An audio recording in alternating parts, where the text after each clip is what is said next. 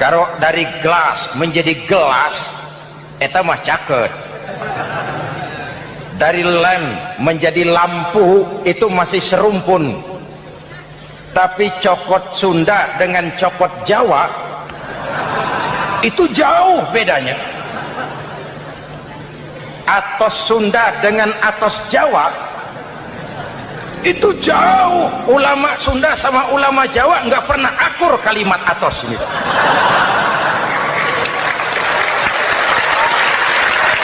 Anggap ini Ramadan terakhir yang diberikan Allah kepada kita. Kenapa? Memang tidak ada jaminan tahun depan ketemu Ramadan lagi. Tidak tahu kita Ramadan tahun depan nanti masih ketemu apa tidak. Sebagaimana kita tidak tahu kita masih hidup atau tidak. Hadirin yang saya hormati, misi kedua Al-Quran, persaudaraan, kebersamaan atas dasar keadilan dan kebenaran. Manusia bersuku-suku, ya. Manusia berbangsa-bangsa, memang itu diakui oleh Al-Quran. Min dzakari wa untha wa ja'alnakum syu'uban wa qabaila. Kami ciptakan kamu dari laki-laki dan perempuan. Kami jadikan kamu bersuku-suku dan berbangsa-bangsa. Apa tujuannya? Agar kamu saling mengenal satu dengan yang lain.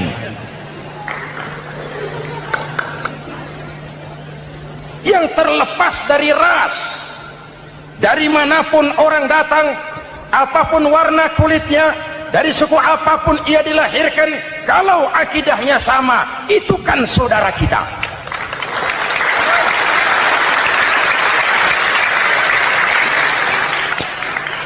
Seperti di masjid, kita tidak peduli dari mana kita datang. Yang datang dari kidul, madep ngulon mang. Yang datang dari sebelah lor, madep ngulon mang. Yang datang dari sebelah wetan, madep kulon mang. Yang datang dari kulon, madep ngulon. Bukan soal dari mana kau datang, tapi satu arah menghadapmu. Kau mau Betawi, mau Sunda, mau Jawa, mau Padang, mau Aceh, mau Batak, mau Ambon, kita satu nusa, satu bangsa, satu bahasa. Marilah kita jadi lem perekat buat lingkungan kita di saat keutuhan kita sebagai bangsa sedang dalam ujian berat. Semangat kebersamaan atas dasar keadilan. Tidak ada mayoritas menekan minoritas. Umat Islam itu kalau besar, dia mampu melindungi yang kecil. Kalau kecil, dia bisa menjaga diri. Tiap sholat Jumat, khatib berpesan pada akhir khutbah kedua, innallaha ya'muru bil adli wal ihsan. Innallaha ya'muru bil adli wal ihsan. Allah memerintahkan kamu menegakkan keadilan dengan argumen, bukan dengan sentimen. Mengajak, bukan mengejek. Merangkul, tidak untuk tujuan memukul. Kalau sebagai bangsa kita utuh, kompak dan bersatu, saya yakin kita akan bisa mengatasi kesulitan-kesulitan sekarang ini.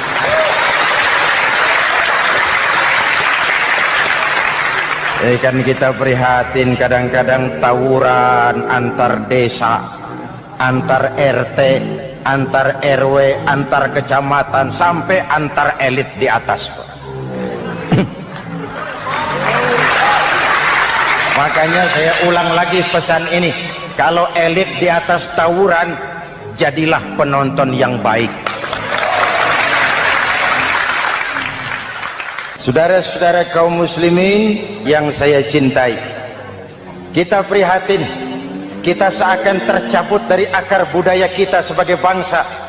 Kenapa kita yang berfalsafahkan Pancasila, kenapa kita yang berketuhanan yang Maha Esa, tiba-tiba jadi beringas dan brutal? Ada maling ayam ketangkap, disiram bensin, dibakar hidup-hidup. Kok kita bisa begitu? Street justice, pengadilan jalanan mulai tegak.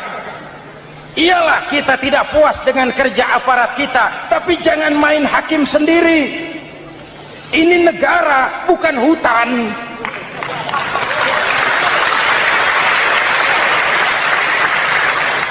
Jangan mencegah kemunkaran dengan menegakkan kemunkaran baru. Oleh hal-hal yang sepele yang mestinya kita bisa mencari jalan keluar dengan baik. Ayo luruskan shaf, rapatkan barisan, satukan langkah, tautkan hati. Kita satu umat yang satu, diikat oleh Al-Quran. Hanya dengan kebersamaan kita akan mampu menata hari esok yang lebih baik atas dasar keadilan dan kebenaran. Dulu teh Muhammad Toha teriak takbir ngadepi Belanda. Bung Tomo teriak takbir ngadepi Belanda. Ayeuna takbir ngadepi batur sadulur salembur. Nanaonan.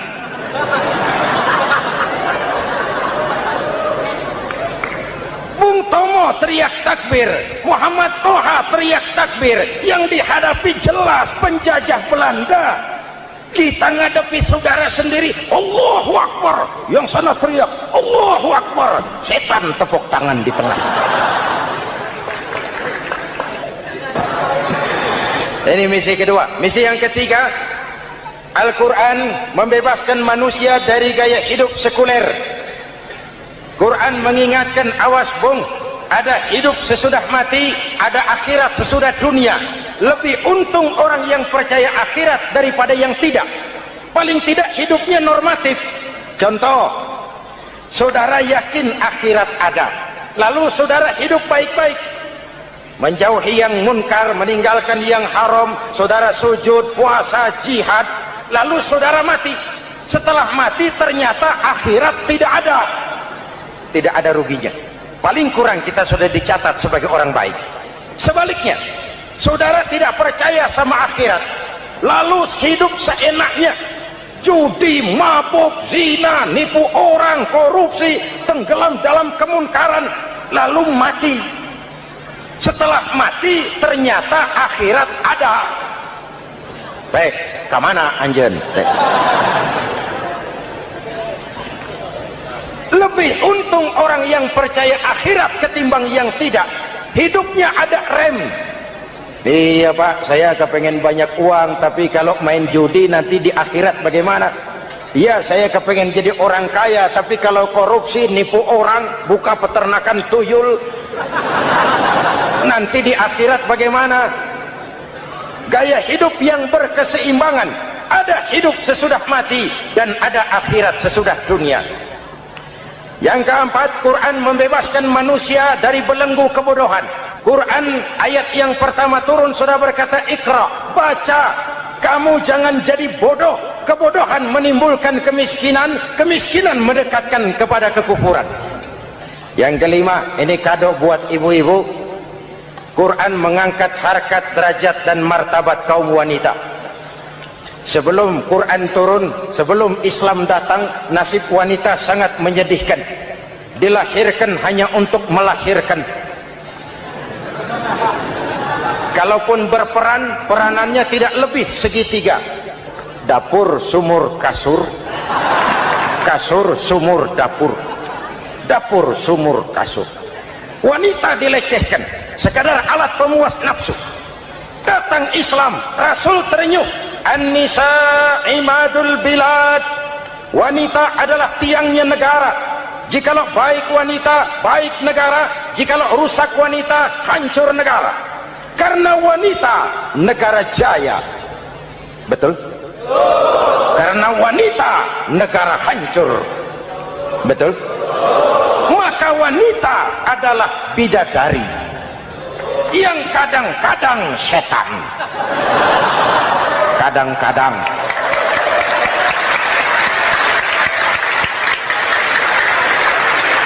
Ini yang hadir di sini bidadari semua.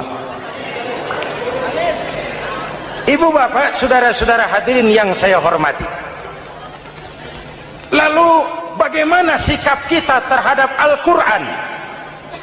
Quran sendiri menjelaskan, "Tsumma awrasnal kitaba alladzina istafaina min ibadina." Kemudian kami wariskan kitab Al-Quran yang kami pilih buat hamba-hamba kami yang terpilih. Luar biasa. Umatnya umat pilihan, Rasulnya Rasul pilihan, kitabnya pun kitab pilihan. Kami wariskan Al-Quran kepada hamba-hamba kami yang kami pilih. Bagaimana sikap mereka setelah menerima Al-Quran? Terbagi tiga. Pertama, faminhum zalimun li nafsihi. Di antara mereka ada yang setelah menerima Al-Quran lalu zalim kepada dirinya sendiri. Diterimanya Al-Quran dengan lidahnya, tapi ditolak dengan perbuatannya. Mulutnya menjunjung Al-Quran, perbuatannya menginjak Al-Quran. Quran bilang ke barat, dia pergi ke timur. Quran bilang ke selatan, dia berangkat ke utara. Quran bilang haram, dia terjang. Quran bilang halal, dia tidak mau. Orang seperti itu tidak zalim kepada Allah, tapi zalim kepada dirinya sendiri. Apa kalau kita tidak sholat, Allah rugi? Apa kalau kita tidak bayar zakat, Tuhan bangkrut? Mudah-mudahan kita yang termasuk golongan ini. Amin. Yang kedua, wa minhum muqtasid. Di antara mereka ada yang menerima Quran 50-50. Separuh-separuh. Yang enak dilaksanakan, yang berat ditinggal. Padahal pada sisi lain Quran mengajarkan masuklah ke dalam Islam secara total, kafah, jangan separuh-separuh. Ini watak munafik.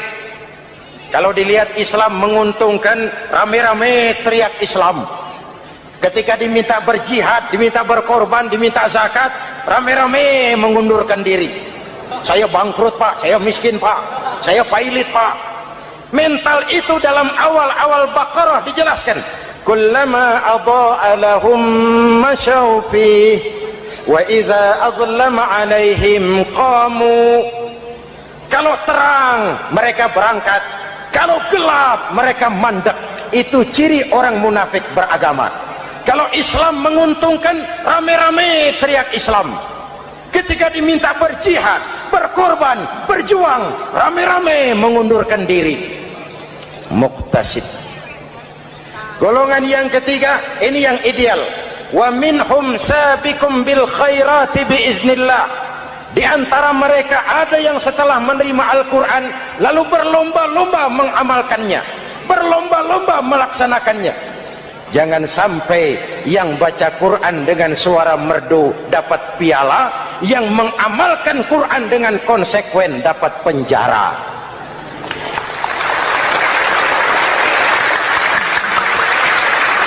Itu ironi, itu menyedihkan, itu memilukan, dan itu memalukan. Pilihan terserah kita. Satu hadis Rasulullah mengajarkan begini: man ja'alal Qur'ana amamahu qadahu ilal jannah, wa man ja'alal Qur'ana khalfahu saqahu ilan nar. Siapa yang meletakkan Quran di depannya, dijadikannya Quran sebagai imam, Quran akan membimbing dia ke surga, surga dunia, lebih-lebih surga akhirat. Sebaliknya, siapa yang meletakkan Quran di belakang, dibelakanginya ajaran Quran, Quran akan mendorong dia ke neraka, neraka dunia, lebih-lebih neraka akhirat. Quran imam apa makmum? Kita makmum apa imam? Makmum ikut imam apa imam ikut makmum? Makmum ikut imam. Jikalau Quran adalah imam, jikalau kita adalah makmum. Ke barat kata Quran, ke barat kita berangkat. Ke timur kata Quran, ke timur kita menuju. Halal kata Quran, itu yang kita ambil.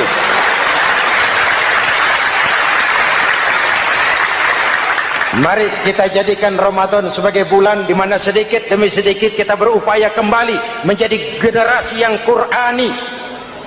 Rasulullah pernah ditanya, kalau Tuhan wafat ya Rasul, kemana kami minta nasihat? Aku tinggalkan kamu dua nasihat.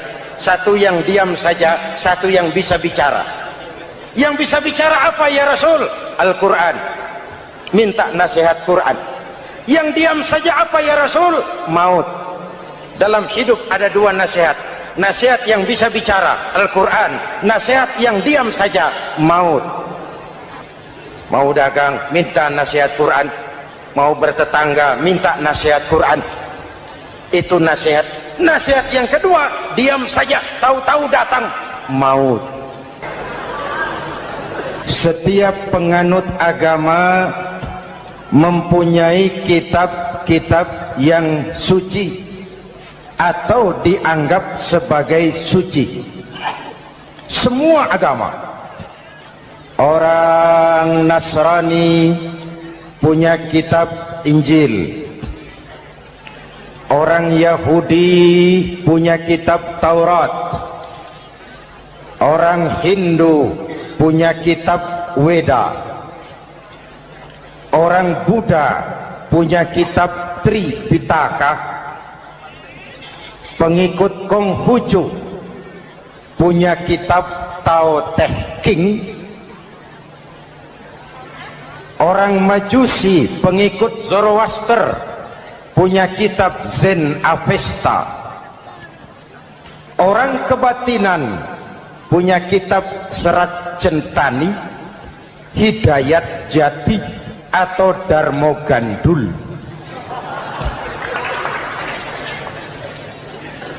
Kita umat Islam oleh Allah diberikan Al-Quran yang kita yakini sebagai kitab suci. Kenapa sih kita yakin Quran itu kitab suci? Pertama, ajarannya sesuai dengan fitrah manusia. Suatu kitab dinamakan suci kalau konsep ajarannya sesuai dengan fitrah. Contoh, ini laki-laki ini seneng nggak sama perempuan? Normal. Kalau nggak seneng saya ragu-ragu. Perempuan seneng nggak sama laki-laki?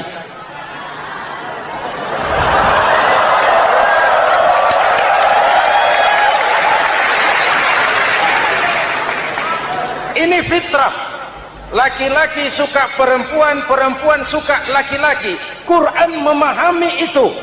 Hai laki-laki, kau senang dengan perempuan. Hai perempuan, kau suka dengan laki-laki. Oke, lewat sini, lewat pintu yang disebut nikah. Kalau kitab suci melarang nikah, itu bertentangan dengan fitrah manusia. Maka dalam Quran, mulai dari umat sampai ulama dan segala profesi dianjurkan nikah. Kalau kiai tidak boleh nikah, saya pilih mengundurkan diri, Pak.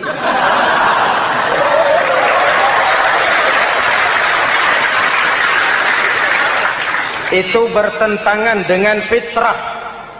Lagian mubazir dikasih perabotan nggak dipakai.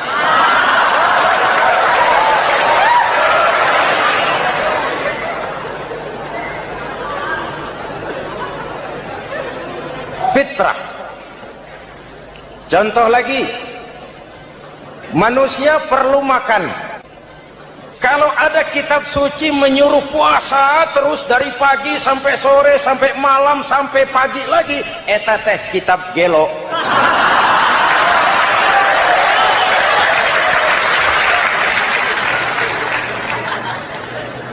Quran sesuai dengan fitrah. Puasa mulai dari imsak sampai datang waktu maghrib. Puasa ngebleng dari pagi sampai sore sampai malam merusak kesehatan. Malam berpuasa boleh bergaul dengan istri. Kenapa? Fitrah. Kalau siang tidak boleh, malam tidak boleh, sebulan penuh panas kepala.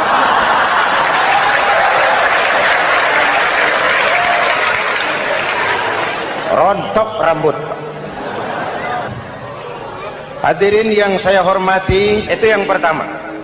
Yang kedua, kita yakini Quran sebagai kitab suci karena isinya tidak saling bertentangan, konsekuen, konsisten. Kalau ada satu kitab, di satu ayat mengajarkan Tuhan Esa, di lain ayat mengajarkan tiga, liar ya teman. Bagaimana kitab suci isinya paradoks? Bagaimana kitab suci isinya saling bertentangan? Di ayat manapun sekali Quran berkata Allah itu Esa, selamanya Esa. Isinya tidak saling bertentangan. Lalu yang ketiga, kita yakini Quran kitab suci karena dia bersih dari intervensi manusiawi. Sejak turunnya Al-Quran menantang, jikalau kamu ragu terhadap Quran yang kami turunkan kepada hamba kami Muhammad, kamu anggap itu cuma bikinan Muhammad. Kalau Muhammad bisa, kamu tentu bisa. Baik, bikin satu surah semacam Al-Quran. 14 abad yang lalu tantangan ini turun, dan sampai malam ini belum terjawabkan. Pak, barangkali tidak ada yang mau coba. Banyak. Antara lain Musailamah Al-Kazzab, dia mencoba membuat menandingi Al-Quran. Dia buat satu surah namanya surah Al-Fil. Bunyinya begini, bikinan Musailamah. Al-Fil, wa mal-fil, wa ma adraka mal-fil, lahu khurtumun tawil, wa lahu zail. Sudah berbentuk syair. Isinya apa? Al-Fil, gajah. Wa mal-fil, apakah gajah itu? Wa ma adraka mal-fil, tahukah kamu apa itu gajah? Lahu khurtumun tawil, dia punya belalai panjang. Walahu zail, dan dia punya ekor. Nggak usah turun ayat begituan, orang tahu.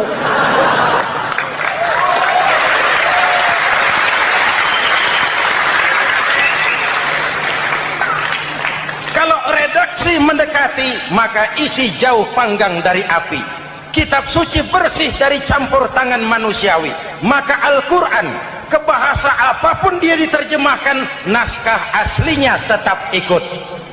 Dia boleh diterjemahkan ke bahasa Sunda, bahasa Jawa, bahasa Padang, bahasa Inggris, bahasa Jerman, bahasa Belanda, naskah aslinya tetap ada.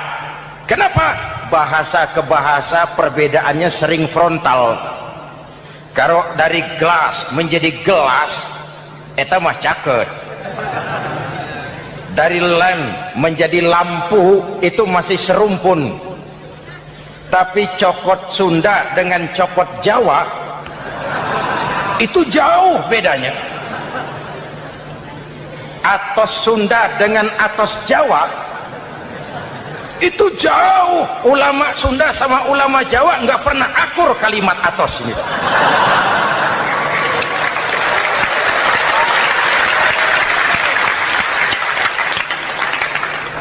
Inilah kebenaran janji Allah, inna nahnu nazzalna dzikra wa inna lahu lahafizun. Kami yang turunkan Al-Quran, kami yang akan menjaganya. Ribuan orang hafal Al-Quran. Lalu apa pesan-pesan misi utama Al-Quran? Pertama, menegakkan tauhid. Ini yang lebih dahulu. Membentuk kualitas sumber daya manusia dengan menanamkan nilai-nilai keimanan. Membebaskan dari ketergantungan kepada benda. Ya ayyuhan nasu ubudu rabbakumul ladzi khalaqakum. Hai manusia, Tuhanmu yang perlu kau sembah hanyalah Tuhan yang telah menciptakan kamu. Jangan menyembah Tuhan yang tidak pernah menciptakan kamu.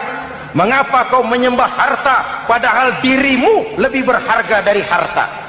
Kenapa kau menyembah pangkat dan jabatan padahal dirimu lebih berharga dari pangkat dan jabatan?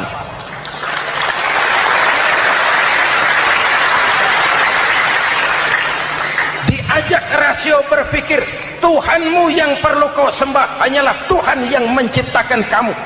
Dan Tuhan yang menciptakan kamu itu Tuhan yang lam yalid walam yulad, yang laisa kamislihi syai'un. Dan itulah Allah subhanahu wa ta'ala. Ayo orang teh, ayeuna teh boleh pakai teh. Ayeuna teh, kita teh, kalau kepada syirik jali, syirik yang terang-terangan, insya Allah tidak. Nyata-nyata menyembah berhala, tidak. Nyata-nyata menyembah pohon, tidak.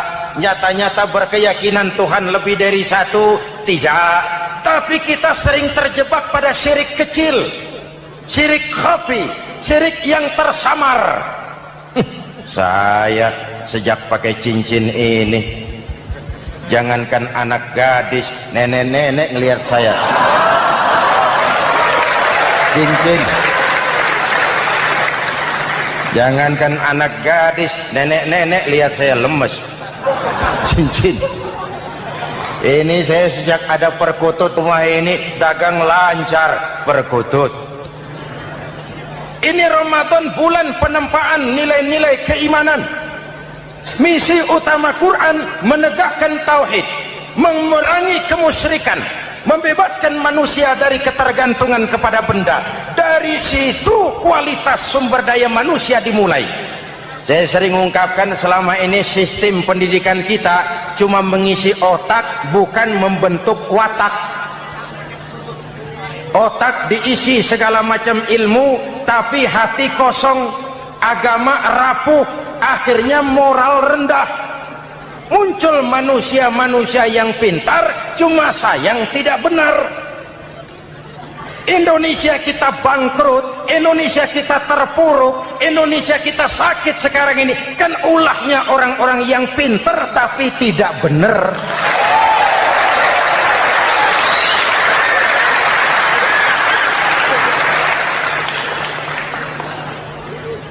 Dan kalau saya bicara kayak begini, ini bukan pidato politik, ini nurani. Politik naon kadut.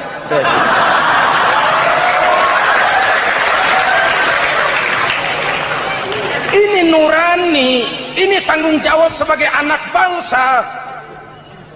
Ibu bapak, saudara-saudara hadirin yang saya hormati, Rasul kalau masuk sepertiga yang akhir, sing-singan baju, hamparkan sajadah, lebih banyak di masjid daripada di rumah.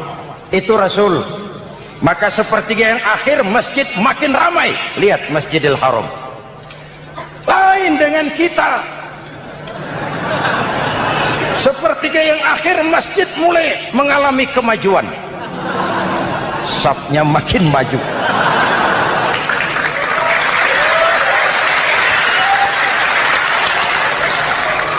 Pasar ramai, terminal beludak. Padahal sepertiga yang akhir itu puncak, padahal di situ nilai tambah. Dan anggap ini Ramadan terakhir yang diberikan Allah kepada kita. Kenapa? Memang tidak ada jaminan tahun depan ketemu Ramadan lagi.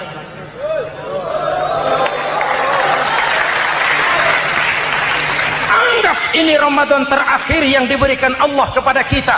Tidak ada jaminan tahun depan Ramadan akan ketemu lagi. Tidak ada jaminan. Manfaatkan pelukan pemutihan. Semua kita melakukan introspeksi. Tidak tahu kita Ramadan tahun depan nanti masih ketemu apa tidak. Sebagaimana kita tidak tahu kita masih hidup atau tidak. Hadirin yang saya hormati, misi kedua Al-Quran, persaudaraan, kebersamaan atas dasar keadilan dan kebenaran. Manusia bersuku-suku, ya. Manusia berbangsa-bangsa, memang itu diakui oleh Al-Quran. Min dzakari wa untha waja'alnakum syu'uban wa qabaila. Kami ciptakan kamu dari laki-laki dan perempuan. Kami jadikan kamu bersuku-suku dan berbangsa-bangsa. Apa tujuannya? Agar kamu saling mengenal satu dengan yang lain.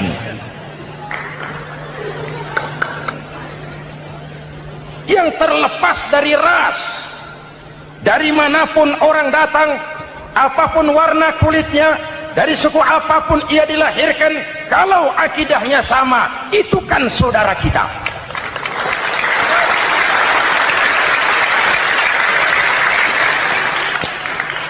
Seperti di masjid, kita tidak peduli dari mana kita datang. Yang datang dari kidul, madhab ngulon mang. Yang datang dari sebelah lor, madhab ngulon mang. Yang datang dari sebelah wetan, madhab kulon mang. Yang datang dari kulon, madhab ngulon.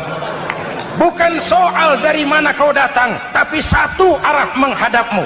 Kau mau Betawi, mau Sunda, mau Jawa, mau Padang, mau Aceh, mau Batak, mau Ambon, kita satu nusa, satu bangsa, satu bahasa. Marilah kita jadi lem perekat buat lingkungan kita di saat keutuhan kita sebagai bangsa sedang dalam ujian berat. semangat kebersamaan atas dasar keadilan. Tidak ada mayoritas menekan minoritas. Umat Islam itu kalau besar dia mampu melindungi yang kecil, kalau kecil dia bisa menjaga diri. Tiap solat Jumat khatib berpesan pada akhir khutbah kedua, innallaha ya'muru bil adli wal ihsan, innallaha ya'muru bil adli wal ihsan.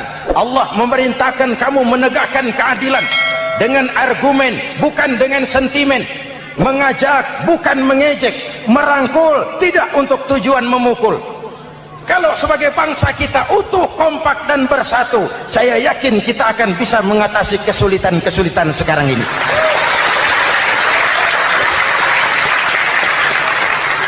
Kan kita prihatin kadang-kadang tawuran antar desa, antar RT, antar RW, antar kecamatan, sampai antar elit di atas. Makanya saya ulang lagi pesan ini, kalau elit di atas tawuran, jadilah penonton yang baik. Saudara-saudara kaum muslimin yang saya cintai, kita prihatin, kita seakan tercabut dari akar budaya kita sebagai bangsa. Kenapa kita yang berfalsafahkan Pancasila, kenapa kita yang berketuhanan yang Maha Esa tiba-tiba jadi beringas dan brutal? Ada maling ayam ketangkap, disiram bensin, dibakar hidup-hidup. Kok kita bisa begitu? Street justice, pengadilan jalanan mulai tegak. Iyalah kita tidak puas dengan kerja aparat kita, tapi jangan main hakim sendiri. Ini negara, bukan hutan.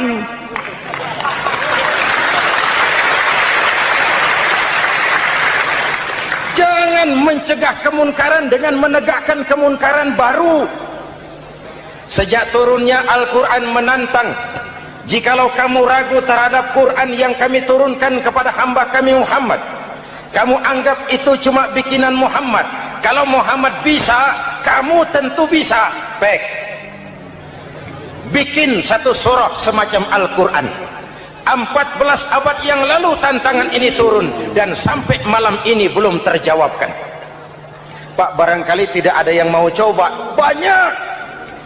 Antara lain Musailamah Al-Kazzab, dia mencoba membuat menandingi Al-Quran. Dia buat satu surah namanya surah Al-Fil. Bunyinya begini, bikinan Musailamah.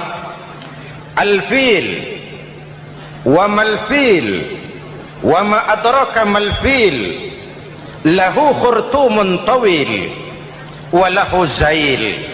Sudah berbentuk syair. Isinya apa? Al-Fil, gajah.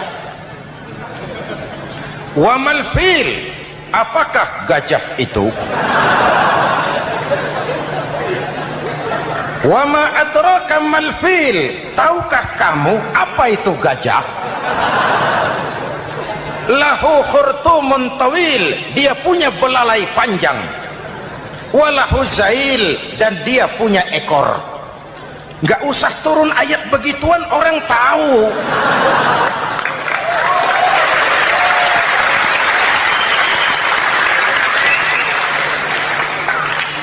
Kalau redaksi mendekati, maka isi jauh panggang dari api. Kitab suci bersih dari campur tangan manusiawi. Maka Al-Quran, ke bahasa apapun dia diterjemahkan, naskah aslinya tetap ikut. Dia boleh diterjemahkan ke bahasa Sunda, bahasa Jawa, bahasa Padang, bahasa Inggris, bahasa Jerman, bahasa Belanda, naskah aslinya tetap ada. Kenapa? Bahasa ke bahasa perbedaannya sering frontal. Kalau dari gelas menjadi gelas, eta mah caket. Dari lamp menjadi lampu, itu masih serumpun. Tapi cokot Sunda dengan cokot Jawa, itu jauh bedanya. Atos Sunda dengan atos Jawa, itu jauh. Ulama Sunda sama ulama Jawa nggak pernah akur kalimat atos ini.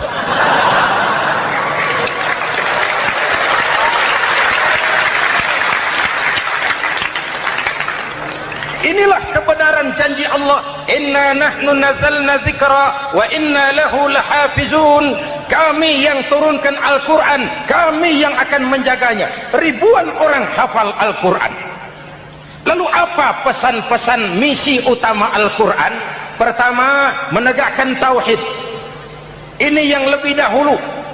Membentuk kualitas sumber daya manusia dengan menanamkan nilai-nilai keimanan, membebaskan dari ketergantungan kepada benda. Ya ayyuhan nasu ubudu rabbakumul ladzi khalaqakum. Hai manusia, Tuhanmu yang perlu kau sembah hanyalah Tuhan yang telah menciptakan kamu. Jangan menyembah Tuhan yang tidak pernah menciptakan kamu. Mengapa kau menyembah harta padahal dirimu lebih berharga dari harta? Kenapa kau menyembah pangkat dan jabatan padahal dirimu lebih berharga dari pangkat dan jabatan?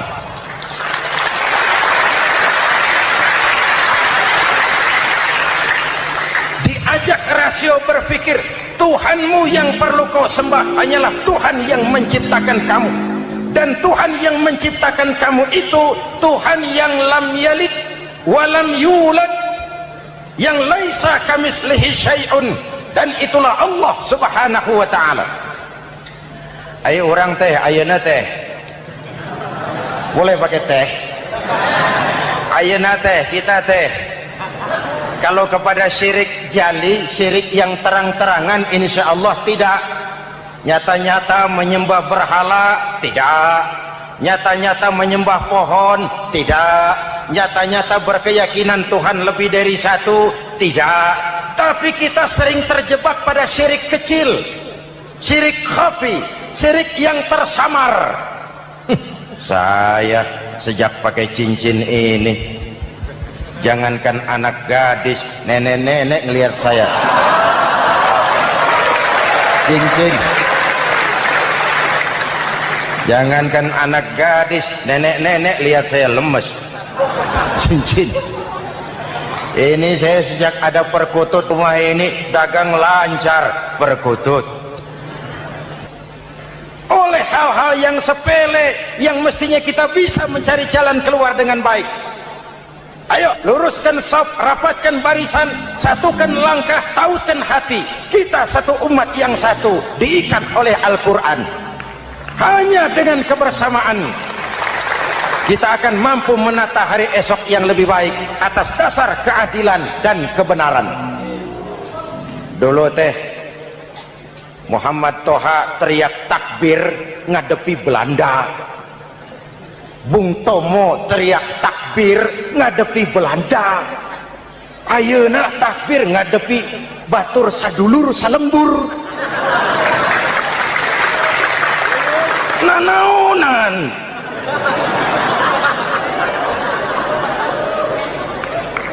Bung Tomo teriak takbir, Muhammad Toha teriak takbir, yang dihadapi jelas penjajah Belanda.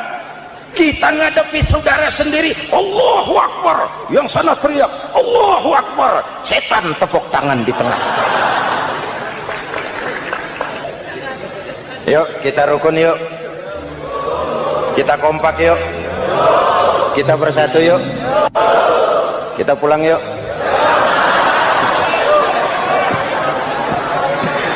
Ini misi kedua. Misi yang ketiga, Al-Quran membebaskan manusia dari gaya hidup sekuler. Quran mengingatkan, awas bung, ada hidup sesudah mati, ada akhirat sesudah dunia. Lebih untung orang yang percaya akhirat daripada yang tidak. Paling tidak hidupnya normatif. Contoh, saudara yakin akhirat ada, lalu saudara hidup baik-baik, menjauhi yang munkar, meninggalkan yang haram, saudara sujud, puasa, jihad, lalu saudara mati. Setelah mati ternyata akhirat tidak ada ruginya. Paling kurang kita sudah dicatat sebagai orang baik. Sebaliknya, saudara tidak percaya sama akhirat, lalu hidup seenaknya, judi, mabuk, zina, nipu orang, korupsi, tenggelam dalam kemunkaran, lalu mati. Setelah mati ternyata akhirat ada. Baik, kemana anjen? Lebih untung orang yang percaya akhirat ketimbang yang tidak. Hidupnya ada rem. Iya Pak, saya kepengen banyak uang, tapi kalau main judi nanti di akhirat bagaimana? Iya, saya kepengen jadi orang kaya, tapi kalau korupsi, nipu orang, buka peternakan tuyul, nanti di akhirat bagaimana? Gaya hidup yang berkeseimbangan. Ada hidup sesudah mati dan ada akhirat sesudah dunia. Yang keempat, Quran membebaskan manusia dari belenggu kebodohan. Quran ayat yang pertama turun sudah berkata, Iqra, baca, kamu jangan jadi bodoh. Kebodohan menimbulkan kemiskinan, kemiskinan mendekatkan kepada kekufuran. Yang kelima, ini kado buat ibu-ibu, Quran mengangkat harkat, derajat dan martabat kaum wanita. Sebelum Quran turun, sebelum Islam datang, nasib wanita sangat menyedihkan. Dilahirkan hanya untuk melahirkan. Kalaupun berperan, peranannya tidak lebih segitiga. Dapur, sumur, kasur. Kasur, sumur, dapur. Dapur, sumur, kasur. Wanita dilecehkan, sekadar alat pemuas nafsu. Datang Islam, Rasul terenyuh. An-nisa imadul bilad. Wanita adalah tiangnya negara. Jikalau baik wanita, baik negara. Jikalau rusak wanita, hancur negara. Karena wanita, negara jaya. Betul? Karena wanita, negara hancur. Betul? Maka wanita adalah bidadari yang kadang-kadang setan. Kadang-kadang.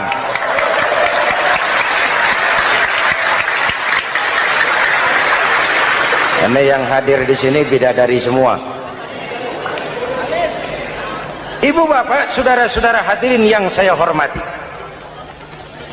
Lalu bagaimana sikap kita terhadap Al-Quran? Quran sendiri menjelaskan, "Tsumma awrasnal kitaba alladzina istafaina min ibadina."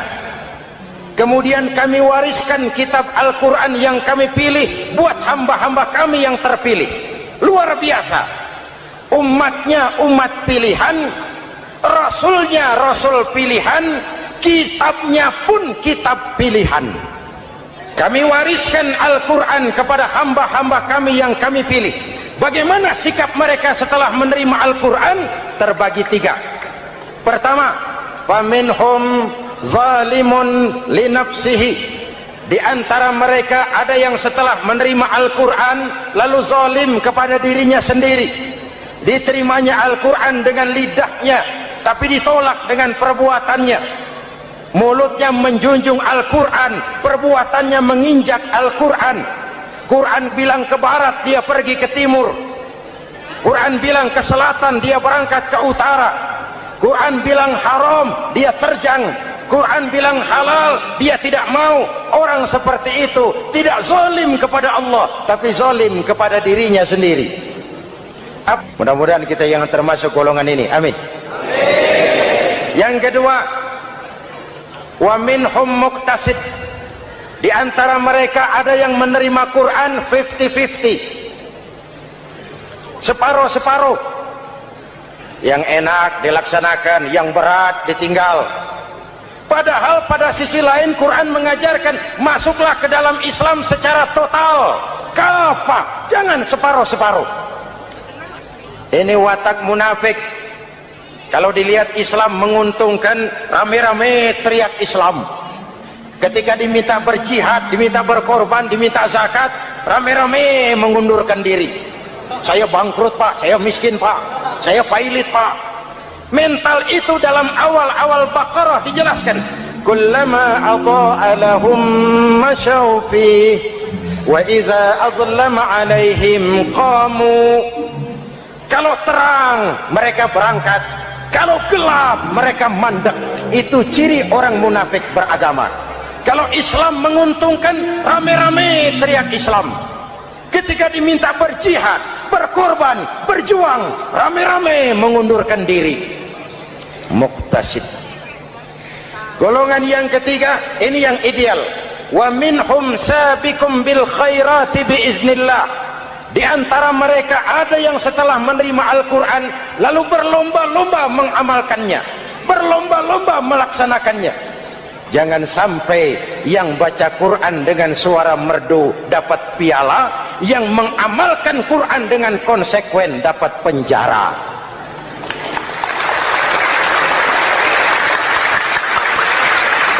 Itu ironi, itu menyedihkan, itu memilukan, dan itu memalukan. Pilihan terserah kita. Satu hadis Rasulullah mengajarkan begini: man ja'alal Qur'ana amamahu qadahu ilal jannah, wa man ja'alal Qur'ana khalfahu saqahu ilan nar.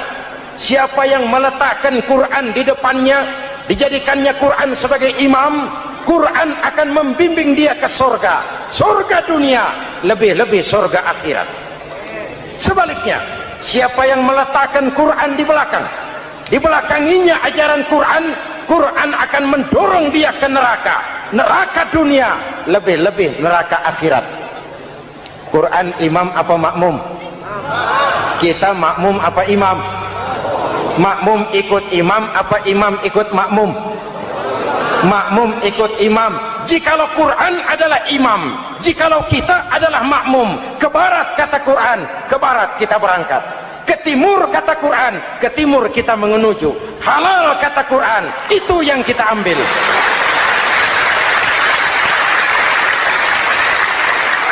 Mari kita jadikan Ramadan sebagai bulan di mana sedikit demi sedikit kita berupaya kembali menjadi generasi yang Qurani. Rasulullah pernah ditanya, kalau Tuhan wafat ya Rasul, kemana kami minta nasihat? Aku tinggalkan kamu dua nasihat, satu yang diam saja, satu yang bisa bicara. Yang bisa bicara apa ya Rasul? Al-Quran. Minta nasihat Quran. Yang diam saja apa ya Rasul? Maut. Dalam hidup ada dua nasihat, nasihat yang bisa bicara Al-Quran, nasihat yang diam saja maut. Mau dagang minta nasihat Quran, mau bertetangga minta nasihat Quran. Itu nasihat. Nasihat yang kedua, diam saja, tahu-tahu datang maut. Makanya anggap ini Ramadan terakhir yang diberikan Allah kepada kita, karena tahun depan tidak ada jaminan kita bertemu Ramadan.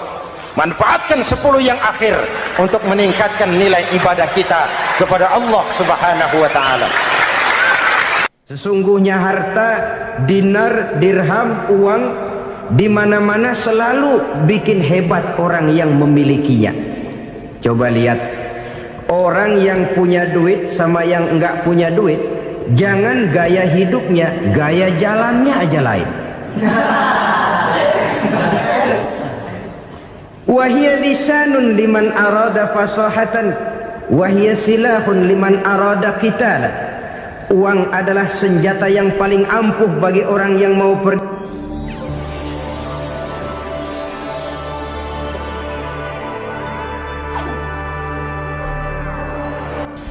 Bapak-bapak, ibu-ibu, saudara-saudara kaum muslimin rahimakumullah. Murai di dahan dan kokok ayam di kandang. Dunia ini penuh dengan berbagai macam kesibukan. Sejak dari petani yang turun ke ladang, pedagang yang berangkat ke pasar, pelajar yang menuju sekolah, sampai kepada pegawai yang berangkat ke kantor, seluruhnya tidak lain untuk mencari sesuatu yang bernama bahagia. Setiap orang menginginkan kebahagiaan, dan tidak seorang pun menginginkan kesengsaraan dalam kehidupan ini. Namun nyatanya tidak setiap orang yang ingin bahagia mengetahui jalan yang harus ditempuhnya untuk sampai kepada kebahagiaan itu. Maka pada kesempatan pertemuan kali ini, saya ingin menyampaikan sebuah hadis dari junjungan kita baginda Nabi besar Muhammad sallallahu alaihi wasallam yang termuat dalam kitab Mukhtarul Ahadits An-Nabawiyah, di mana beliau bersabda, arba'un min sa'adatil mar'i. Ada 4 perkara yang merupakan tanda dari orang bahagia. Saya mau tanya, di antara saudara-saudara yang hadir di sini, apa ada yang kepengen jadi orang sengsara? Seluruhnya tentu ingin mendapatkan kebahagiaan. Maka menurut resep dari Nabi kita, tanda orang bahagia itu 4. Jadi kalau saudara ingin bahagia, harus mempunyai 4 perkara ini. Yang pertama, orang bahagia itu kata Nabi, darun wasi'un, punya rumah biar bagus asal gede. Enak ngaturnya daripada sudah punya rumah kecil, adanya di pinggir kali, gubuk, kalau hujan bocor, miring lagi, kiamat. Loh, kalau gitu Islam materialis dong. Hadis ini boleh diartikan dengan makna hakiki, arti yang sebenarnya. Boleh diartikan dengan makna majazi, arti kiasan. Kalau dia diartikan dengan arti kias, maka yang dimaksud darun wasi'un ay qalbun wasi'un, rumah yang luas tidak lain daripada hati yang lapang. Karena di situ kunci kebahagiaan yang sebenarnya. Walaupun kita cuma tinggal di petak berukuran 2 kali 3 meter, kalau hati kita luas rasanya rumah itu. Tapi biar rumah kita halamannya saja puluhan ribu hektar, ada kolam renangnya, kamar tidurnya tidak lagi terhitung. Kalau hati yang menempati rumah itu sempit, maka akan terasa sempit jugalah rumah itu. Tempat bergantungnya tidak lain adalah hati. Marilah kita mencoba melihat berbagai pandangan orang tentang bahagia ini. Ada orang menyangka bahwa bahagia itu kalau dia mendapatkan harta yang sebanyak-banyaknya. Siapa yang banyak harta, dialah raja. Apa yang dia mau, seluruhnya bisa dibeli. Keamanannya, dia bisa menyewa petugas. Seluruh fasilitas untuk menyenangkan kehidupannya bisa dibeli. Pendeknya, hartalah segala-galanya dalam kehidupan. Sampai ada pepatah mengatakan, innad darahima fil amakini kulliha taksur rijala mahabatan wa jalala. Sesungguhnya harta, dinar, dirham, uang di mana-mana selalu bikin hebat orang yang memilikinya. Coba lihat, orang yang punya duit sama yang enggak punya duit, jangan gaya hidupnya, gaya jalannya aja lain. Wahia lisanun liman arada fasahatan, wahia silahun liman arada qitala. Uang adalah senjata yang paling ampuh bagi orang yang mau pergi perang, dan lidah yang paling fasih bagi orang yang mau bicara. Kalau bicara dengan lidah macet, cobalah bicara dengan harta, lancar. Sampai ada pepatah demikian, segalanya bisa diatur dengan harta. Maka di kalangan orang yang berpandangan semacam itu, seluruh kegiatan hidupnya hanya terfokus kepada bagaimana mengumpulkan harta yang sebanyak-banyaknya. Tidak peduli halal haram, tidak kenal sore pagi siang dan malam, tidak sempat sujud, jauh dari agama, jauh dari kehidupan yang bersifat ruhaniyah, jauh dari Allah dan sebagainya. Sampai dalam Al-Quran dikelompokkan dalam kelompok yang dinamakan lumazah. Allazi jama'a malahu wa addadah yahsabu anna malahu akhladah.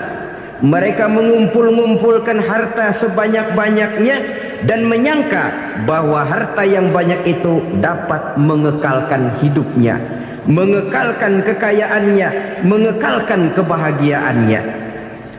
Saudara hadirin yang berbahagia, kalau pandangan hidup ini benar, artinya kalau harta memang merupakan satu-satunya hal yang dapat membuat orang bahagia, tentu di rumah mewah tidak akan pernah ada tangis derita.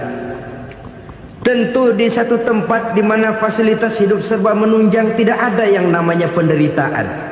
Tapi suka dan duka, sedih dan gembira, senyum dan tawa adalah milik setiap orang, baik dia punya harta maupun dia tidak punya harta. Nyatalah bahwa harta semata-mata bukan merupakan jaminan bahwa orang akan bahagia. Walaupun tanpa harta orang sulit untuk bahagia. Saya mau cerita, ada orang super kaya. Namanya Aristotle Onesius, Raja Tanker Yunani. Dia punya kapal tanker saja konon sampai 11 banyaknya. Punya perusahaan penerbangan yang disebut Olympic Airlines. Punya hotel di berbagai kota besar di dunia ini, sejak dari New York, London, Paris, Rome dan sebagainya. Bahkan punya pulau yang dia namakan Pulau Scorpio. Ini kan namanya sudah kaya nggak tanggung-tanggung, punya pulau. Nah, dia punya 2 orang anak, yang satu laki-laki namanya Alexander, yang satu perempuan namanya Maria Onesius. Seluruh harapannya tertumpah kepada anak lakinya Alexander ini, yang akan meneruskan usahanya, meneruskan kekayaannya, meneruskan dinastinya. Apa yang terjadi? Ternyata anak yang dia harapkan yang bernama Alexander ini mati muda dalam kecelakaan pada waktu dia olahraga. Apa olahraganya? Namanya olahraga anak orang kaya, golongan jet set. Olahraganya olahraga pesawat terbang. Jatuh, ya nggak kapungut, habis mati. Tinggal satu anak perempuannya, Maria Onesius.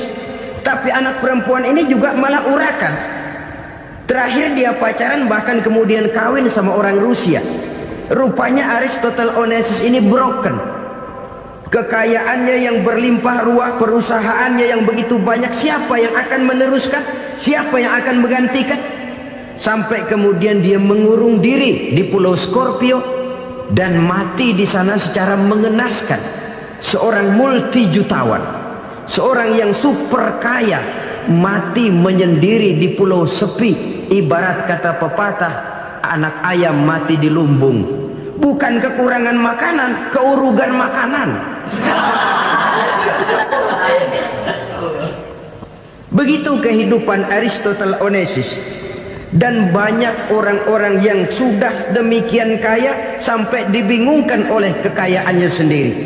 Telusurilah kehidupan David Rockefeller misalnya, Henry Ford misalnya, Adnan Khashoggi misalnya. Multi jutawan yang kadang-kadang dibuat keder oleh kekayaannya sendiri. Pantas ketika Imam Ali ditawarkan orang, "Ya Ali, kalau kepadamu disuruh pilih ilmu atau harta, kau pilih mana?"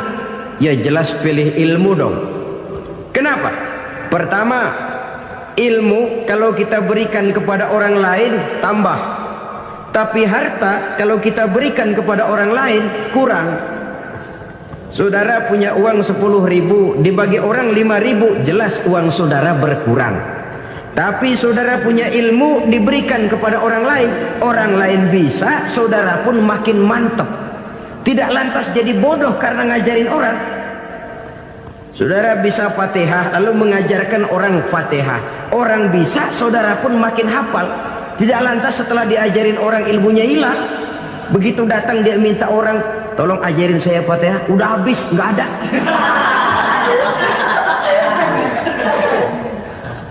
Yang kedua kata Imam Ali, ilmu menjaga kita. Kalau harta kita yang harus jaga. Makin banyak ilmu makin terpelihara diri seharusnya. Tetapi makin banyak harta makin bingung kita jaganya.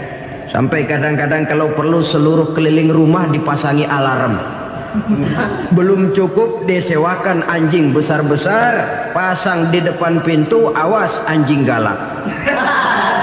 Masih belum cukup juga, cari centeng tukang-tukang kepruk jaga rumah. Masih terasa belum aman, padahal rumahnya dikelilingi tembok besar. Di balik tembok ada pintu-pintunya tebal. Di balik pintu itu terbuka masuk kamar, kamar pun ada pintunya, pintunya pun kuat. Masuk ke dalam kamar ada lemari, lemarinya pun pintunya kuat, dikunci, kuncinya pun kuat. Tapi terhadap seluruhnya yang timbul cuma sekedar was-was saja. Kesimpulannya sekali lagi, tanpa harta orang memang sulit untuk bahagia. Tapi harta semata-mata tidak merupakan jaminan orang akan bahagia. Dengan hati yang luas, itu modal utama untuk mencapai kebahagiaan hidup. Orang yang hatinya luas, saudara-saudara, punya hati yang lapang, melihat kenyataan hidup ini, dia bersyukur senantiasa kepada Allah. Lantas tidak timbul hasud dan iri hatinya. Oleh karena itu jiwanya selalu lapang. Kalau tidak, cupik hati namanya, dangkal pandangan, tidak senang melihat orang lain dapat nikmat, dan itu sering dijadikan contoh. Kalau orang yang lapang dada, dia lihat tetangganya beli TV baru, dia berkata, alhamdulillah ya, tetangga kita beli TV, mudah-mudahan kita bisa ikut nonton. Lapang dadanya. Tapi orang yang sempit hati, lihat tetangga beli televisi, meriang.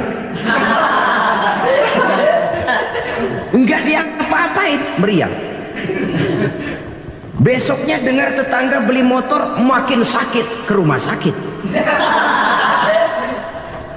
Lalu di rumah sakit dengar tetangganya beli mobil, mati. Disiksa oleh perasaannya sendiri. Orang kalau hati sudah sempit dalam hidup, kemanapun dia pergi, sempit rasanya medan kehidupannya. Kemudian kita melihat juga ada orang yang menilai bahwa bahagia itu katanya kalau punya kedudukan yang tinggi, pangkat yang agung, wibawa yang besar.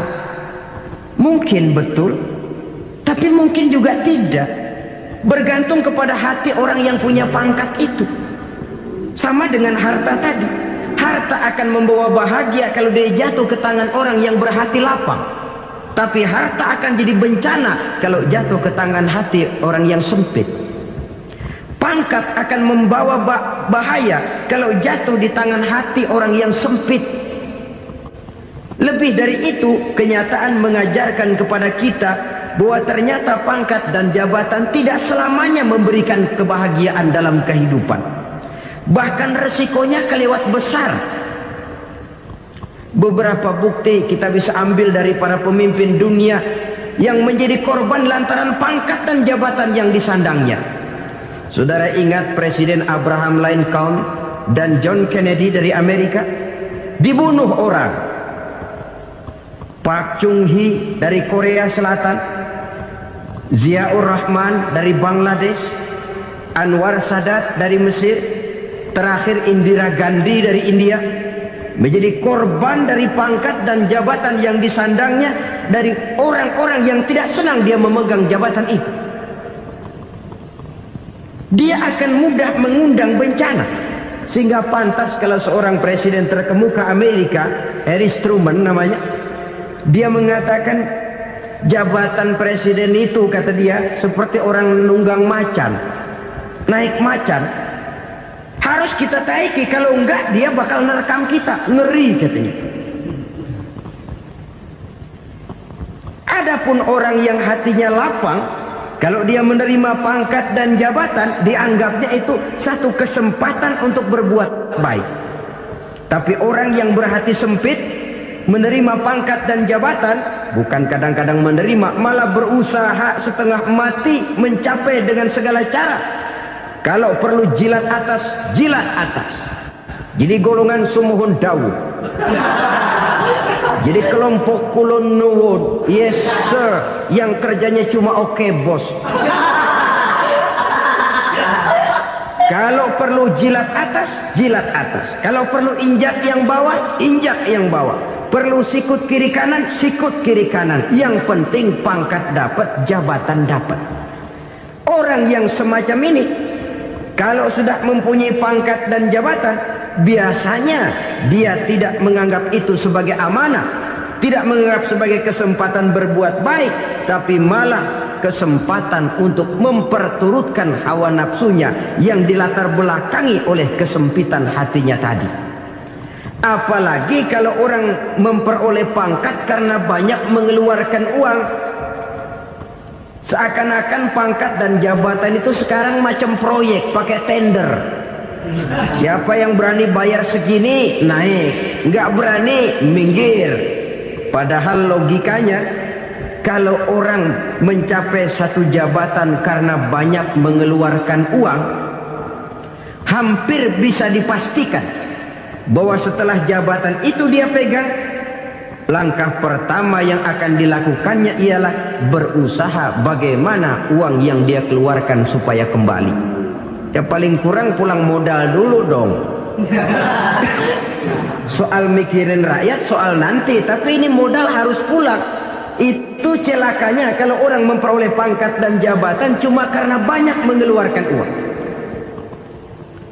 Jarang orang yang mempunyai keyakinan dan pandangan bahwa pangkat dan jabatan merupakan amanah. Jadi sekali lagi, pangkat dan jabatan mungkin saja membawa kebahagiaan kalau jatuh ke tangan orang yang berhati lapang. Tapi bisa jadi bencana kalau dia jatuh ke tangan orang yang mempunyai hati yang sempit. Dan lagi-lagi stresnya hati yang lapang. Lalu sebagian orang, saudara, ada yang berpandangan katanya bahagia itu kalau jadi orang terkenal, mempunyai popularitas, menjadi idola di kalangan remaja, di kalangan orang tua, di segala lapisan masyarakat. Padahal makin populer orang makin terikat dia. Ya kalau macam kita ini kan nggak punya nama, nggak populer, tengah malam buta mau nongkrong di warung Tegal aman. Tapi pangkat, jabatan, kedudukan, popularitas menyebabkan kita diikat dengan berbagai macam peraturan. Cuma mandi sama ke WC saja yang nggak dikawal.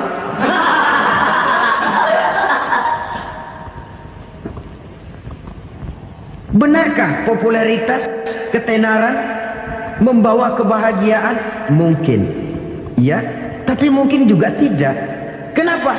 Banyak orang-orang populer yang mengakhiri hidupnya secara tragis. Kita ambil beberapa nama. Di Amerika tahun 60-an ada bintang seksi paling terkenal yang dijuluki sex bomb, bom seksi. Sampai sekarang jadi legenda, namanya Marilyn Monroe. Singkatan dobelnya itu inisialnya MM, Marilyn Monroe.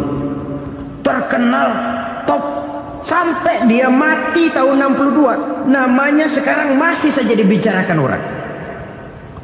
Kenapa dia bunuh diri?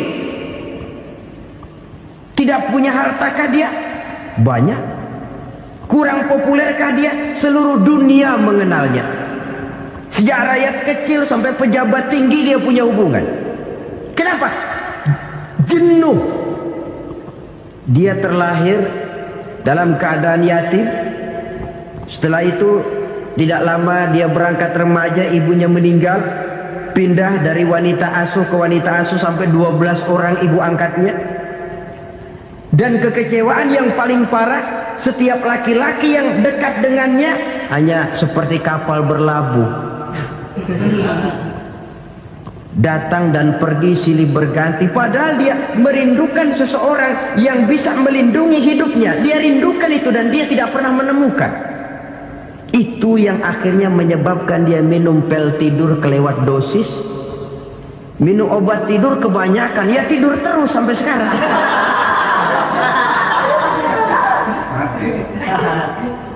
Dia mengakui, saya telah memiliki ketenaran, tapi saya tidak pernah hidup dalam ketenaran itu.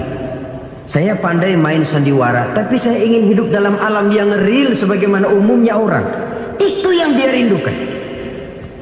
Menyusul jejak yang namanya Marilyn Monroe ini, Billie Holiday, saudara kenal tentu, di rumah sakit dirawat.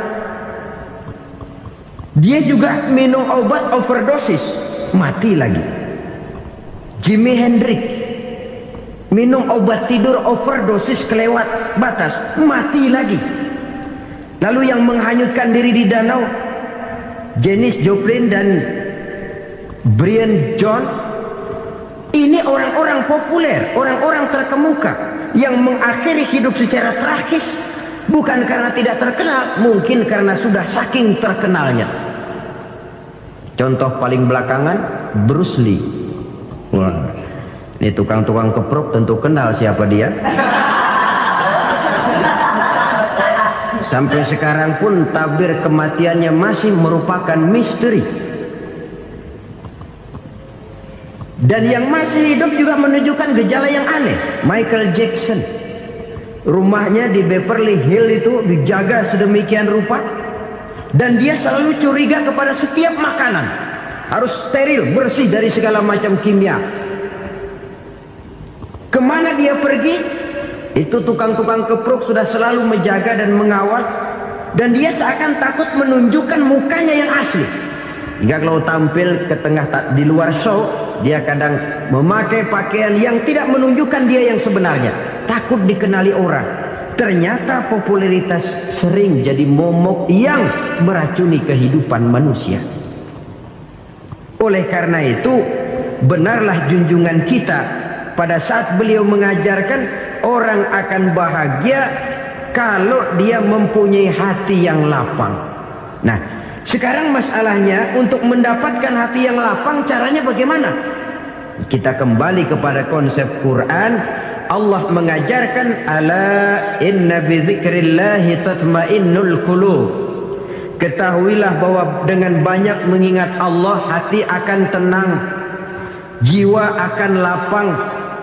Dengan kata lain, dekat dengan agama, merasakan kehadiran Allah dekat dalam hidup, itu muara pertama untuk mencapai hati yang lapang.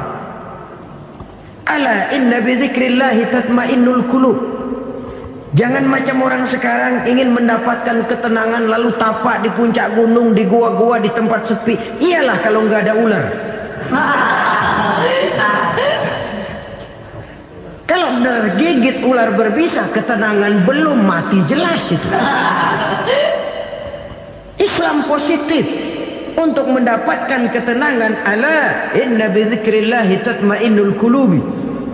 Bahwa ketahuilah bahwa dengan banyak mengingat Allah, hati akan tenang, jiwa akan lapang, nuansa pikiran akan luas. Karena yang namanya bahagia ada dimanapun manusia berada. Di kampung ada bahagia, di kota ada bahagia, di ngarai, di lembah, di gunung, di hutan, di lautan, di angkasa luar, dimanapun bahagia itu ada kalau kita bermodalkan hati yang lapang ini. Dan hati akan lapang kalau kita dekat dengan agama.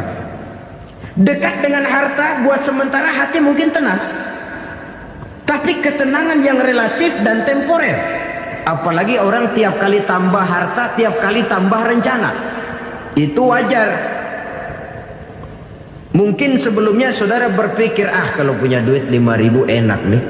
Begitu punya duit 5.000, aduh sayang kalau 10.000 aja. Tiap kali tambah harta, tiap kali lain rencana. Makin banyak rencana, makin menjauhkan kita dari yang namanya ketenangan. Padahal ketenangan merupakan unsur utama untuk mencapai bahagia. Dan ketenangan itu bermuara dalam hati manusia. Tengoklah kehidupan ini. Orang yang banyak harta dengan orang miskin, berbedakah rasa sakit yang mereka tanggungkan? Rasanya tidak. Walaupun si kaya tidur di kasur empuk berselimutkan sutra mahal, sementara si miskin meringkuk di balai bambu yang keras dan kasar. Apabila maut datang, dia juga tidak pernah pilih bulu. Maut datang menjemput si kaya di singgasana keemasannya, dikelilingi oleh para pengasuh, dayang dan idang serta para pengawal. Dan maut pun datang menjemput si miskin papa, sehingga ia tergelepar di tepian jalan. Kedua-duanya bernama mati. Kalau nyata bahwa sakit yang ditanggung si kaya tidak beda dengan sakit yang ditanggung si miskin, bukan harta semata yang membuat orang bahagia. Hati yang tenang, jiwa yang lapang penuh kedamaian, karena banyak berzikir dan mengingat Allah, itu merupakan modal utama untuk mencapai sesuatu yang bernama bahagia.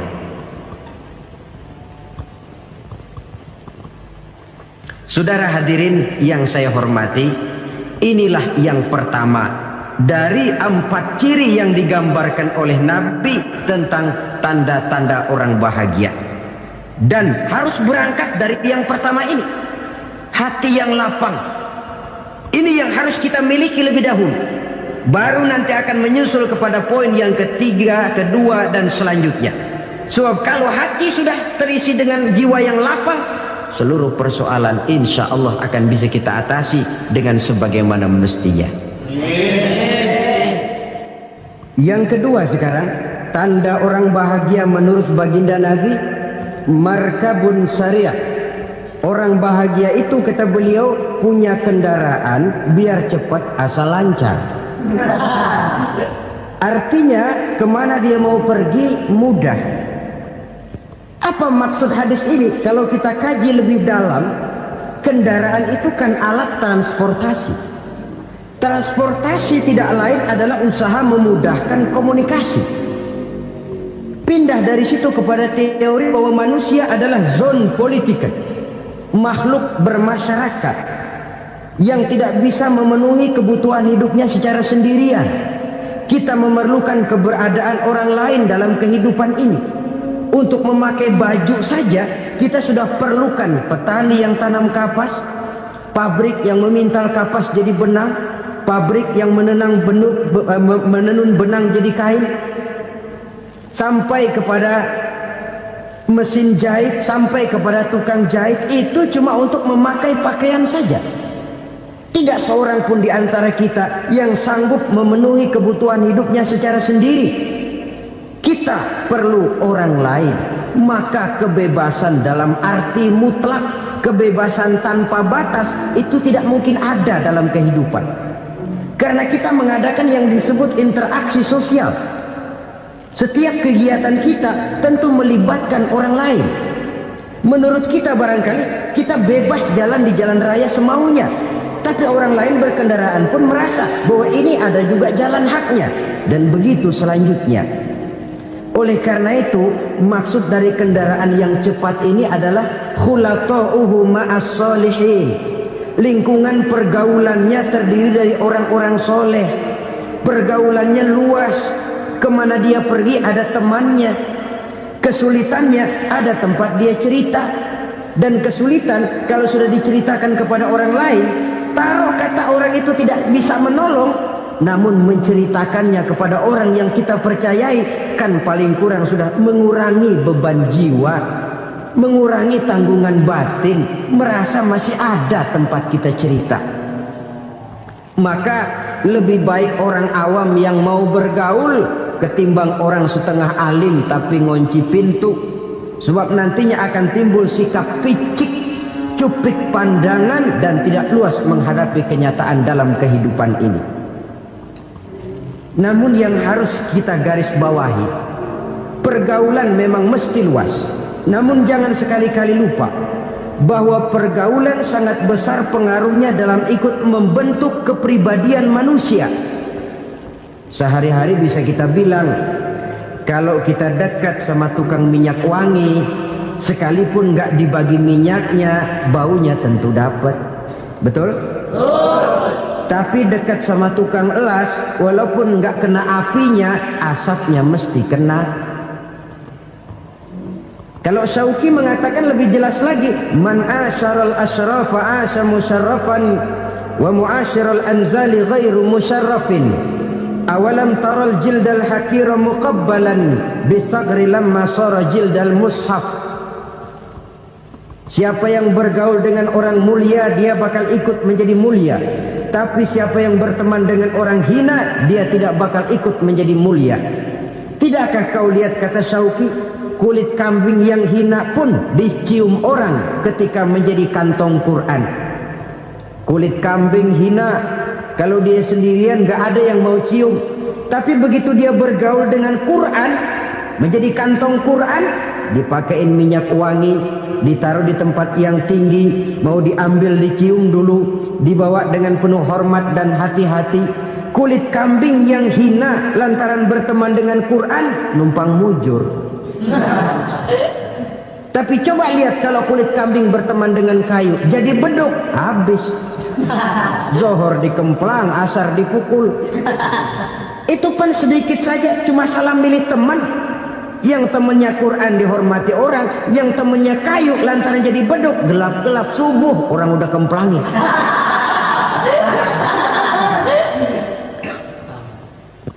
Maka terutama kepada adik-adik remaja yang masih mencari identitas diri, yang ibarat kaset masih kaset kosong, mudah diisi oleh apapun, pandai-pandailah memilih teman dalam bergaul. Karena banyak orang yang tadinya baik-baik, ketika terseret dalam pergaulan dengan orang yang tidak baik, kebaikannya menjadi lentur dan luntur.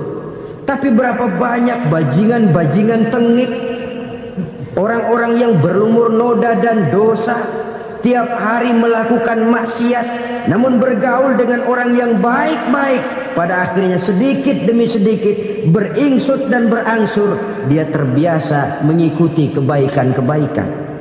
Saya tekankan ini kepada remaja karena mereka masih mencari identitas diri. Apa yang mereka lihat mereka mau, apa yang mereka dengar mereka ingin tahu. Coba lihat kehidupan remaja.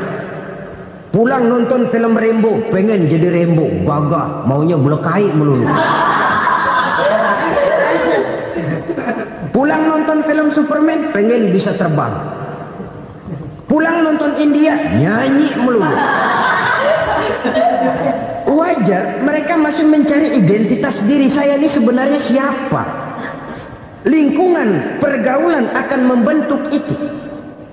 Karena itu pandai-pandailah bergaul, karena ia sangat besar pengaruhnya dalam ikut membentuk kepribadian manusia. Apalagi sifat yang jelek lebih cepat menularnya ketimbang sifat yang baik. Sifat yang baik, watak yang soleh itu lambat sekali untuk menular. Tapi yang tidak baik, kan prosesnya mah kalau remaja biasanya mula-mula dengar. Karena dengar lalu pengen tahu. Karena pengen tahu lalu ngeliatin. Begitu ngeliatin kan pengen nyobain. Setelah nyobain ketagihan. Nah, ini prosesnya. Yang namanya ganja, morfin, narkotik awalnya kan begitu. Mula-mula dengar katanya kalau sudah fly to the sky, sudah melayang ke langit katanya, disitulah puncak kebahagiaan. Mulanya cuma dengar. Karena dengar pengen tahu. Karena pengen tahu lalu melihat, kumpul sama orang yang suka ngeganja. Setelah ngelihat, nah pengen ngerasain. Begitu ngerasain enak juga, ketagihan. Kalau sudah ketagihan jadi penyakit kronis, bisa merembet kepada yang lain. Iya, kalau orang tuanya mampu untuk beli morfin, beli ganja. Kalau tidak kan pikirannya ngayap, jemuran siapa ya gue sabut. Timbullah perbuatan-perbuatan negatif yang bermula dari salah pergaulan. Apalagi buat adik-adik remaja yang tinggal di kota-kota besar, yang pengaruh budaya, pengaruh kesenian, pengaruh struktur kehidupan yang nampak makin individualistis, di mana persaingan tajam, tensi ekonomi tinggi, orang mudah mengalami stres. Pandai-pandailah dalam bergaul, sekali lagi karena ia sangat besar pengaruhnya dalam ikut membentuk kepribadian manusia. Orang bahagia punya kendaraan yang cepat, artinya punya pergaulan yang luas, dan lingkungan pergaulannya terdiri dari orang-orang yang soleh. Kemana dia pergi ada teman, kesulitannya ada tempat dia cerita. Tapi kalau sudah menyendiri, hidup sendiri, kesulitan dipikiri sendiri, bisa mati belum waktunya. Tidak ada tempat berbagi rasa, tidak ada tempat bercerita, tidak ada tempat mengurangi beban dalam kehidupan. Pantas betul kalau Islam sangat menggalakkan dan menganjurkan orang kalau sudah sampai waktunya itu untuk melangsungkan nikah. Kata Nabi, ya ma'syaras syabab man istata'a minkumul ba'at falyatazawwaj. Hai para pemuda, kalau sudah mampu memberi nafkah, kawinlah, nikahlah kamu. Kenapa? Sudah ada teman hidup, tempat berbagi rasa. Kesulitan kalau ada tempat cerita, akan lebih ringan ketimbang kita telan sendiri, walaupun bobot kesulitannya sama beratnya. Saudara-saudara kaum muslimin rahimakumullah, inilah ciri yang kedua, punya kendaraan biar cepat asal lancar. Kemana kita mau pergi gampang. Dengan kata lain, setelah hati yang luas, pergaulan yang luas. Dua. Yang ketiga sekarang, tanda orang bahagia itu menurut Nabi, misbahun mudhi'un, punya lampu yang terang. Oh, itu enggak problem. Sekarang sudah zamannya listrik masuk desa, Pak. Lampu sudah terang semua. Betul, kalau itu yang dimaksud. Tapi tidak cuma itu. Karena lampu yang dimaksud di sini, lampu yang akan menerangi seluruh perjalanan hidup. Dan perjalanan hidup itu sudah dimulai sejak kita terlahir ke alam ini sampai masuk ke alam barzah, kumpul di padang mahsyar sampai ke akhirat. Lampu yang menerangi itu yang diperlukan. Kalau lampu, katakanlah yang paling top sekarang kan lampu jenis Mercury. Taruhlah itu di rumah kita, dia cuma menerangi rumah kita, menerangi hati pun tidak sanggup. Bila kita masuk ke alam barzah, alam kubur, sanggupkah si Mercury yang begitu terang menerangi alam barzah kita? Tidak sanggup lagi. Sanggupkah lampu yang ratusan watt, bahkan puluhan ribu watt menerangi kehidupan di padang mahsyar? Tidak akan sanggup lagi. Kalau demikian, yang dimaksud lampu yang terang di sini apa? Tidak lain amal soleh, kebajikan yang kita lakukan dalam hidup. Itu yang akan jadi lampu penerang. Di dunia nama kita akan terang. Jasad kita boleh hancur terkubur tanah, tapi nama kita akan dikenang orang. Begitulah kalau orang meninggalkan kebajikan dalam hidup seperti sekarang. Ribuan orang tiap saat berziarah ke kubur Imam Syafi'i, ke kubur Imam Malik, ke kubur Imam Ghazali, ke kubur orang yang baik-baik, orang yang soleh-soleh. Kebajikannya yang ditinggalkan, yang mengukir namanya dengan tinta emas. Sehingga saudara sudah terbaring di alam kubur, orang lewat, Allah, ini kuburannya Fulan bin Fulan, dulu ini kebaikannya Masya Allah, saya ikut merasakan. Mari kita mampir sebentar, kita Fatihah. Mohon disampaikan Allah pahalanya kepada almarhum. Al-Fatihah. Itu kalau orang baik-baik. Lalu saudara tanya, Pak, orang mati dikirimin Fatihah apa nyampe pahalanya? Saya jawab, kalau saudara nggak percaya, mati dulu dah. Nanti saya Fatihain, tungguin di sana. Umpama nggak sampai, balik lagi kemari.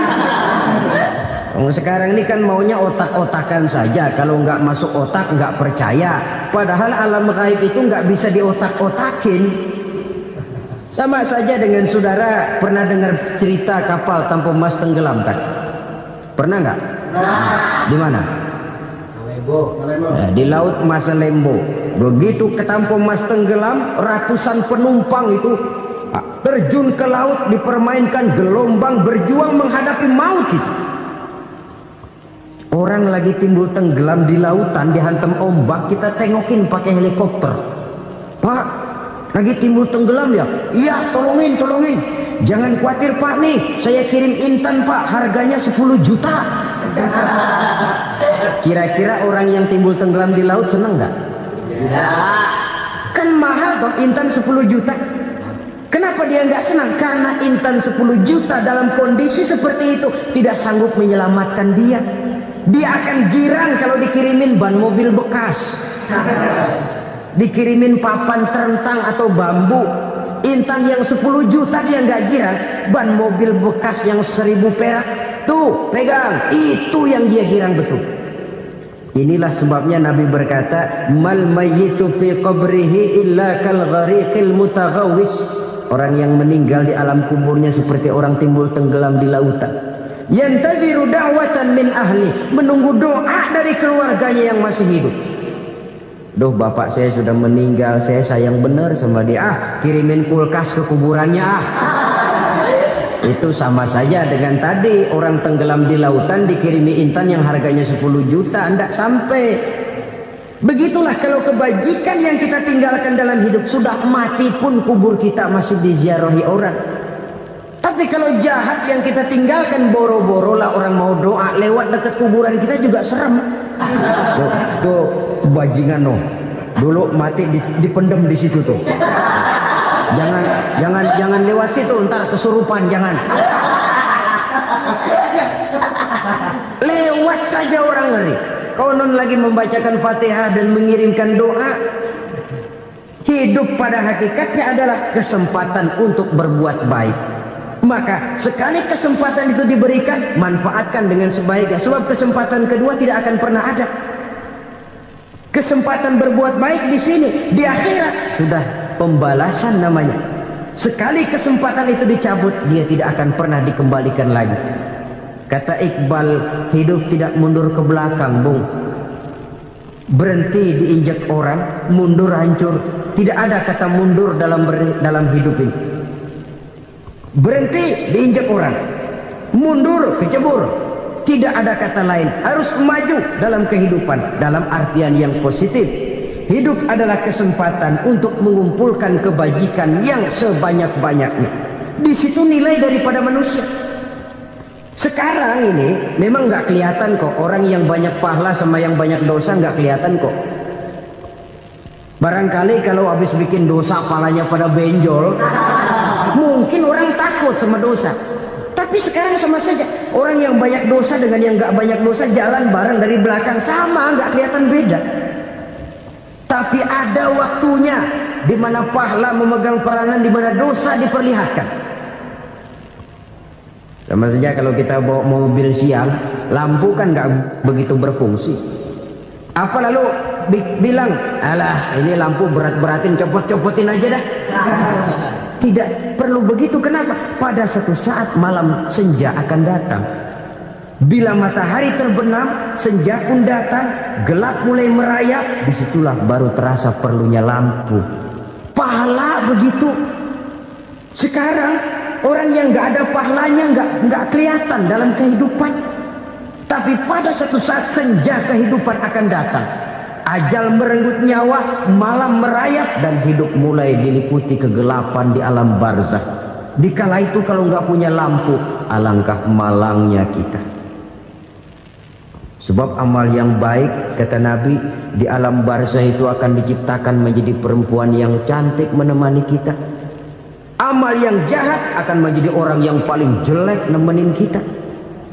Udah di tempat gelap yang nemenin jelek.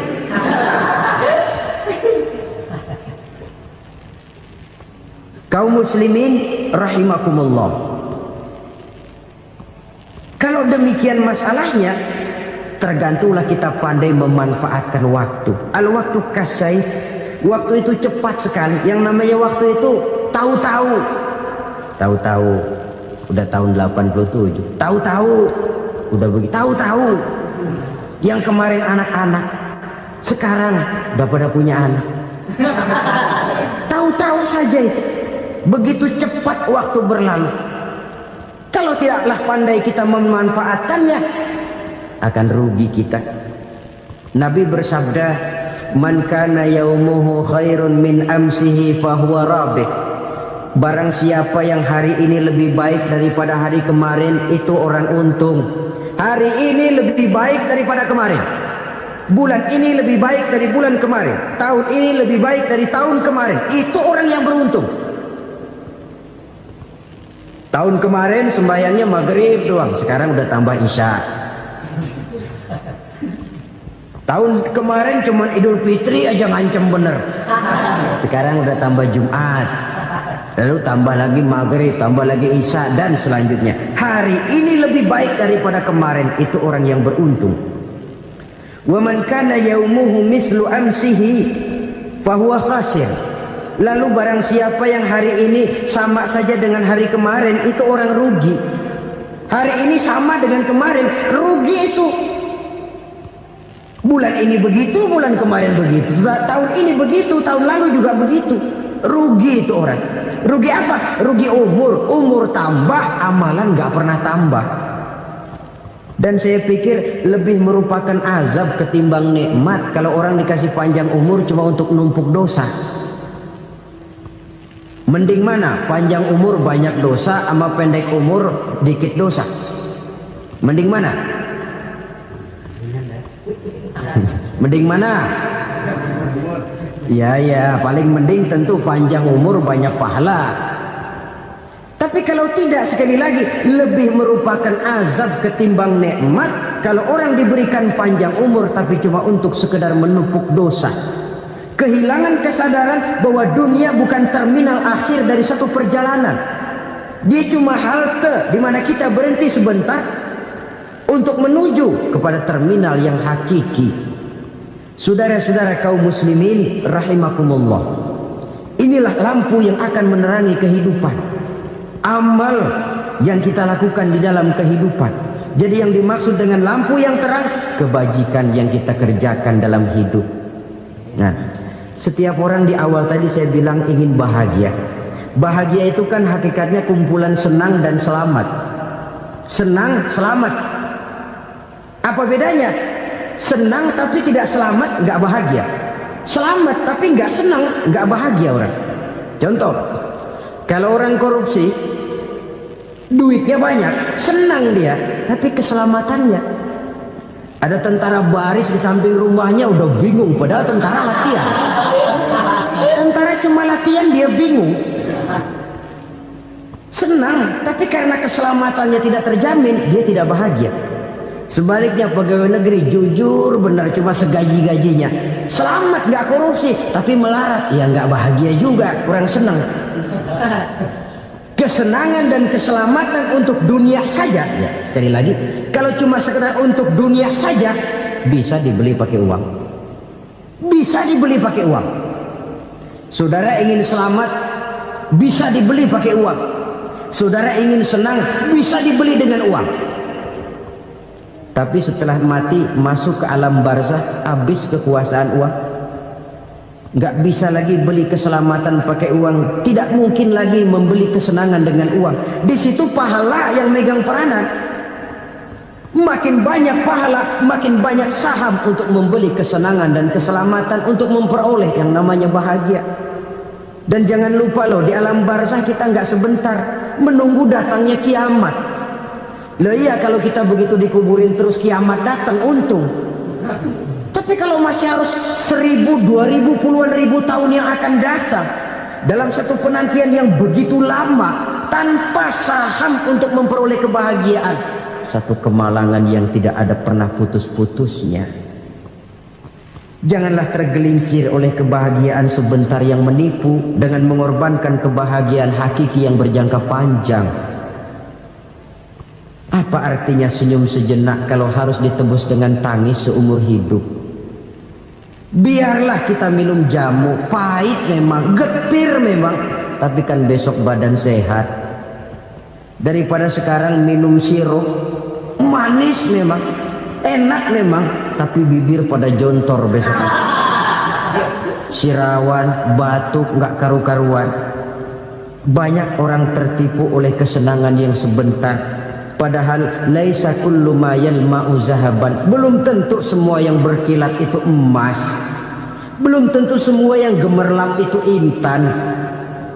Karena itu, marilah manfaatkan kesempatan yang diberikan Allah ini untuk mengumpulkan kebajikan yang sebanyak-banyaknya. Yang terakhir sekarang, yang keempat, tanda orang bahagia kata Nabi. Zaujatun salihah. Orang bahagia itu tanda yang keempat kata Nabi, punya istri biar cakep asal taat. Sudah surga itu, cakep taat. Istri kayak gitu, kalau belum mati jangan dikuburin dulu. Sudah cakep taat lagi. Tapi kadang-kadang enggak, udah jelek ngadat melulu. Apa yang mau dipilih? Sebab itu Quran mengatakan istri pakaian untuk suami, suami pakaian untuk istri. Kenapa suami istri diibaratkan pakaian? Alangkah tingginya gaya bahasa Quran ini. Suami istri teman hidup, hidup perjalanan panjang. Sejak kita dalam rahim sudah ada hidup kan di sini. Sampai ke alam dunia, masuk ke alam barzah, kumpul di padang mahsyar, sampai menuju akhirat, itu perjalanan hidup. Carilah istri atau suami teman hidup yang membawa manfaat tidak hanya kehidupan di dunia ini, sampai di alam barzah, sampai di padang mahsyar. Suaminya mungkin meninggal lebih dulu atau istrinya mungkin meninggal lebih dulu, tapi suami atau istri yang masih hidup berbuat kebajikan. Suami saya meninggal, ada hartanya, saya sedekahkan, niat pahala untuk almarhum suami saya. Ini teman hidup, tidak dibatasi dan tidak bisa dipisahkan oleh maut sekalipun. Zohirnya mungkin pisah, badannya mungkin pisah, tapi hatinya, jiwanya, kebersamaannya dalam menghadapi kehidupan. Karena itu, saudara-saudara, bahasa Quran indah. Suami istri diibaratkan seperti pakaian. Apa fungsi pakaian? Pertama, pakaian jadi kebanggaan. Artinya, suami harus menjadi kebanggaan istri, istri harus jadi kebanggaan suami. Yang kedua, pakaian itu kan fungsinya menutup aurat. Artinya sesama suami istri harus saling menjaga kekurangan masing-masing. Jangan malah sesama suami istri saling membongkar rahasia dan aibnya sendiri-sendiri. Istrinya diceritain jeleknya di mana-mana, atau suaminya dibongkar rahasianya di pasar umum. Itu sudah tidak lagi berfungsi sebagai pakaian. Kenapa semua ini diperlukan? Karena kita menyadari bangsa yang baik terdiri dari masyarakat yang baik. Masyarakat yang baik merupakan susunan dari warga yang baik. Warga yang baik adalah terdiri dari rumah tangga yang baik. Dan rumah tangga yang baik merupakan susunan dari pribadi yang baik. Dari situ langkah dimulai. Membangun satu bangsa yang baik diawali dengan membangun rumah tangga yang baik, dengan menciptakan pribadi-pribadi yang baik. Sehingga dari sini diharapkan berkembanglah nilai-nilai kebaikan. Orang akan bahagia mempunyai istri yang soleh. Kenapa? Tidak ada seorang suami bisa sukses jadi apapun dia, apapun profesinya. Dokter kah, kiai kah, mubalik kah, petani kah, pengusaha kah, pejabat tinggi kah, tidak ada seorang suami yang bisa sukses tanpa peran serta istrinya. Walaupun memang peranan itu tidak begitu kelihatan, tapi sangat menentukan. Karena itu, saudara hadirin yang saya hormati, Islam sangat menghargai kaum wanita, memberikan kedudukan yang tinggi sepanjang tidak mematikan kodrat kewanitaannya. Nah, kalau sudah kesuksesan ini diawali dari rumah tangga, karier di masyarakat mudah untuk dikejar. Tapi keberantakan di rumah tangga merupakan kegagalan pertama di tempat lain. Nah, inilah saja yang dapat Al-Fakir sampaikan pada pertemuan kali ini. Terima kasih.